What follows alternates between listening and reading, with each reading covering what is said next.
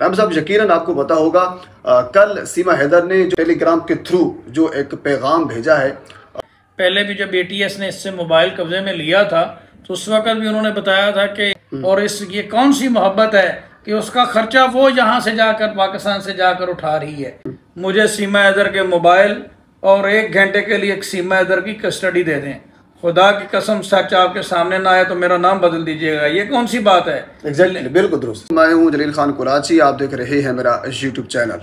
हुज़ूर वाला सीमा हैदर केस के हवाले से गुफ्तगू करेंगे। कुछ नई चीज़ें, कुछ नई डेवलपमेंट हमारे सामने आई है और आज मेरे साथ मौजूद है जनाब फ़याज़ रामे साहब। किसी तारुफ के मोहताज नहीं हैं, खुसूसन सीमा हैदर केस के ऊपर अच्छी खासी ग्रिप रखते हैं। डे 1 से इस केस को कवर भी कर रहे हैं और मोमिन मलिक साहब और बाकी जो वहाँ के वकला हैं उनसे इनका रब्ता भी होता है। और जो ही कोई नई अपडेट आती है वो पाकिस्तान के अंदर अगर पहले फ़याज़ रामे साहब के पास आए, अगर ये कहा जाए तो ये गलत नहीं होगा। रामे साहब, यकीनन आपको पता होगा कल सीमा हैदर ने जो टेलीग्राम के हवाले से टेलीग्राम के थ्रू जो एक पैगाम भेजा है, और ज़ाहिर सी बात हम एक जर्नलिस्ट हैं, मेरी परसेप्शन के मुताबिक वो एक कोड वर्ड्स था जिसके अंदर वो ये गुफ्तगू कर रही थी कि आपने जो करना है वो कर लें। ये उनके अल्फाज थे, आपने जो करना है वो कर लें, आज घर में पनीर बन रही है। अब इसका उसके व्लॉग से या गुफ्तगू से कोई आपस में मैच नहीं हो रहा था। अब फ़र्ज़ करें कोई अगर कोई बात हो रही हो खाने पीने की तो तब भी बात हो सकती है कि यार ये वाली बात मेरी एक रूटीन के तरीके हो रही है। अगर रूटीन से हटकर इस किस्म की गुफ्तगू होती है तो उसके बाद फिर जो तज्ज़ियाकार हैं, जो एक्सपर्ट्स हैं, जो हमारे जैसे कह लीजिए कि वो इन्वेस्टिगेटिव जर्नलिस्ट हैं, वो इस चीज़ पर पहुँचते हैं, इस नतीजे पर पहुँचते हैं कि यकीनन ये कोई कोड वर्ड्स के थ्रू गुफ्तगू हो रही है। तो इसके ऊपर आप क्या कहना चाहेंगे? बहुत शुक्रिया कुलाची साहब आपका, आपने मुझे अपने प्लेटफॉर्म पे मदऊ किया और बिल्कुल आप दुरुस्त कह रहे हैं। इससे पहले भी अगर देखा जाए जो आपने बात की कि कोई गुफ्तगू का चेन नहीं बन रही, कोई सीक्वेंस नहीं बन रहा कि अगर बात चना हो रही है तो जवाब जो है वो गाजर मूली या कुछ और आ रहा है। जी बिल्कुल। तो बात करने का मकसद ये है, सवाल कुछ है जवाब कुछ है, तो इट मीन्स कि इसमें बहुत सारे शक व शुबात हैं, झोल हैं। आपकी बात दुरुस्त है। पहले भी जब एटीएस ने इससे मोबाइल कब्जे में लिया था तो उस वक्त भी उन्होंने बताया था कि इसका भारत में मुख्तलिफ लोगों के साथ, हाई प्रोफाइल शख्सियत के साथ ये राब्ते में थी और 5 तरह के व्हाट्सएप ये यूज़ कर रही थी और मोर देन 700 जो मैसेजेस हैं वो कोड वर्ड में किए गए थे। और स्टार्ट में इनके ऊपर ये भी एलिगेशन लगा था कि ये कोई एजेंट हैं। इन्हीं बातों की वजह से वो एक एलिगेशन इनके सामने आया था। तो आपकी बात बिल्कुल दुरुस्त है, ये कोड वर्ड में किसी को मैसेज कन्वे किया गया है और मैं तो डे 1 से ये बात कर रहा हूँ कि इसको कौन से ऐसे सुरखाब के पर लगे हुए हैं, इसका हर काम बाआसानी हो जाता है। अगर कोई शख्स भारत में 1 दिन के लिए भी स्टे करता है तो उसको अपना वीज़ा लेकर प्रॉपर मेथड के साथ वहाँ पे रहना होता है। इवन आपने दिल्ली के लिए वीज़ा लिया है तो आपने किसी और स्टेट में जाना है, यूपी में जाना है, तो you have to got permission from the relevant department, otherwise you can't travel. और अभी इसके पास कौन सा ऐसा फार्मूला है, कौन सी ऐसी टेक्निक है कि हमें समझ नहीं आ रही कि ये without visa, without any legal documents, on the basis of fake and fabricated documents वो वहाँ पे स्टे कर रही है, वहाँ के मीडिया को चैलेंज कर रही है, वहाँ के कानून को चैलेंज कर रही है, वहाँ के वकला को चैलेंज कर रही है। तो इसमें आपकी बात में काफ़ी हद तक वज़न है कि ये कोड वर्ड में मैसेज कन्वे किया गया है और डेफिनेटली ये किसी बड़ी शख्सियत को मैसेज कन्वे किया गया है। और इस मामले में मैं तो यही कहूँगा कि तहकीकात होनी चाहिए ताकि मामला सामने आ सके। अच्छा राम साहब, आपको साथ ये यकीनन आपको भी ये पता होगा जब वो कोड वर्ड के थ्रू जब वो बात कन्वे की गई तो साथ ही टेलीग्राम की उसकी आईडी कल उन्होंने बनाई थी सीमा हैदर के नाम से। हालांकि अमूमन वो वहाँ पे सीमा हैदर का लफ्ज़ इस्तेमाल नहीं करती, सचिन मीना का लफ्ज़ इस्तेमाल होता है या भारत के अंदर सचिन लप्पू का लफ्ज़ इस्तेमाल होता है, इस किस्म के लफ्ज़ इस्तेमाल होते हैं। इन सीमा के साथ हैदर का लफ्ज़ वो इस्तेमाल नहीं करते। लेकिन हो सकता है इसी वजह से वो सीमा हैदर से बनाई गई है ये आईडी, ताकि इसको ज़्यादा लोग जो है वो ढूंढ ना सकें। बहरहाल वो सीमा हैदर के नाम से वो आईडी बनाई गई और इसके साथ अगली जो अहम बात वो ये है कि उस आईडी के ऊपर जो एक पहली वीडियो अपलोड की गई वो किसी गैर मर्द के साथ वो वीडियो अपलोड की गई जिसमें सीमा नज़र आ रही थी और उसमें कुछ वो अजीब किस्म की हरकत कर रहे थे। अब ये भी कहा ज़ाहिर सी बात है तो वाज़ तौर पर नज़र आ रहा है कि ये तो लप्पू को, सचिन को कह लीजिए कि उसने एक चपेड़ी मारी, एक किस्म की कह लीजिए पंजाबी में जिस तरह हम कहते हैं। तो इसके ऊपर आप क्या कहना चाहेंगे? इन्होंने धोखा दिया है, चपेट मारी है, क्या कहना चाहेंगे इसके ऊपर? इसको कहते हैं मामू बना देना। हाँ, ये मेरे ख्याल में लफ्ज माकूल है। ठीक है सर, इसको कहते हैं कि मामू बना देना। और इस पे वो एक गाना भी है कि सानू नहर वाले पुल ते बुला के खरे माही किथे रह गया। ठीक है, ठीक है। तो बात यह है कि असी बैठे रह गए चुपदे कनेरियां ते अनार कोई होर ले गया। बहरहाल ये अनार नहीं है, ये तो कोई बासी अनार भी नहीं है। ठीक है, तो बहरहाल आपकी बात में काफ़ी हद तक वजन है। थोड़ा वो हम मजाक की तरफ चले गए, लेकिन बात दुरुस्त है कुलाची साहब के। इसमें बहुत सारे नामलूम लोग इसको मिलने आते हैं दुरुस्त, और नामलूम लोगों के साथ वो राब्ते में है। और मैं डे वन से कह रहा हूँ कि ये जो सचिन है ना, बेसिकली इसकी हैसियत एक डमी की है और ये एक नौकर की इसकी हैसियत है। लास्ट टाइम भी वहाँ पे जब एक वकील साहब जो कि इस मामले में बड़े एक्टिव हैं, जो बज़ाहिर तो किसी सूरत वो वकील नहीं लगते, बज़ाहिर तो वो एक गुंडे ही लगते हैं, लेकिन वकील का लबादा उड़े हुए हैं, तो वो उनके लिए कुर्सियाँ ला रहा है, कुर्सियाँ साफ़ कर रहा है।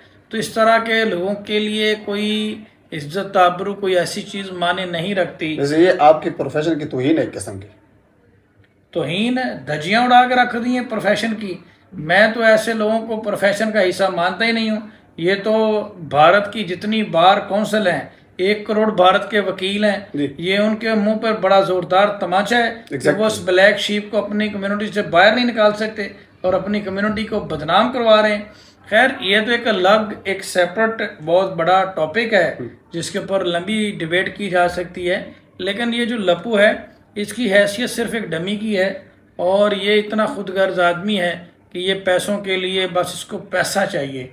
और इस आपने देखा, एक तरफ से तो वो सीमा हैदर को अपनी बीवी कह रहा है, अपनी मोहब्बत कह रहा है, और ये कौन सा ऐसा आशिक है कि जो अपनी मोहब्बत के ठुमके दिखाकर उसकी जनाब हिप दिखा के, उसकी बॉडी का हर पार्ट दिखा के यूट्यूब चैनल चला रहा है और बाद में कहता है कि मैंने मोहब्बत की है। और ये कौन सी मोहब्बत है कि उसका खर्चा वो यहाँ से जाकर पाकिस्तान से जाकर उठा रही है और उसके पूरी फैमिली को पाल रही है।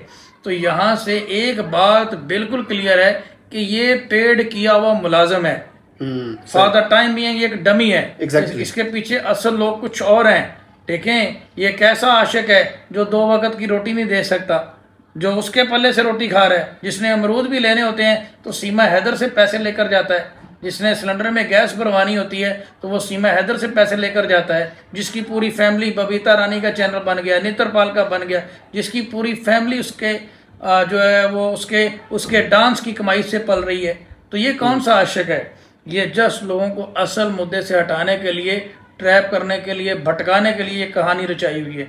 बैकडोर इसका कोई बहुत बड़ा मकसद है जो वक्त आने पर। बैकडोर से मुझे याद आया, जहाँ तक मेरी रिसर्च है एज ए इन्वेस्टिगेटिव जर्नलिस्ट, कि फरहान ने रब्ता किया रीमा से, रब्ता हुआ है, फरहान ने किया है। अब फरहान के पास नंबर कैसे आया, उसको नंबर आगे मोबाइल किसने दिया, बाद में उसका रब्ता फिर मुनक़ता हो गया या मुनक़ता करवा दिया गया, ये अपनी जगह पे एक सवाल निशान मौजूद है।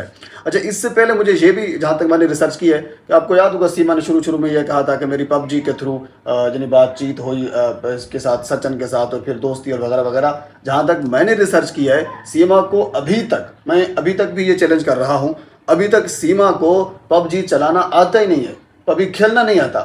पबजी फरहान खेलता था और ये अब भी फरहान खेलता है और रब्ता भी अभी फरहान ने किया है। नहीं, बैकडोर राब्ते हो रहे हैं, आपकी बात इसमें दुरुस्त है, लेकिन समझ नहीं आ रही। फिर आपने अभी थोड़ी देर पहले एक गुफ्तगू की है, पैसों के हवाले से ट्रांजैक्शन हुई है, वो ट्रांजैक्शन किसको हुई है और क्यों हुई है, उस हवाले से क्या कहना चाहेंगे आप? देखें कुलाय साहब, जो आपने पबजी की बात की, पबजी तो 2020 में, वो कहती मैं 2019 में कोरोना था, 19-20 में, तो मैं उस दौरान पबजी खेलती रही और मेरा पबजी से लवजी हो गया। ठीक है, लेकिन बात यह है कि ये जो पबजी लवजी वाली स्टोरी है ना, ये बिल्कुल झूठी और बेबुनियाद है। एग्जैक्टली, उसकी वजह यह है कि उन दिनों भारत में पबजी बैन थी, पबजी गेम बैन थी, और VPN के जरिए बड़ी टेक्निक के साथ कुछ लोग उसे खेल लेते थे।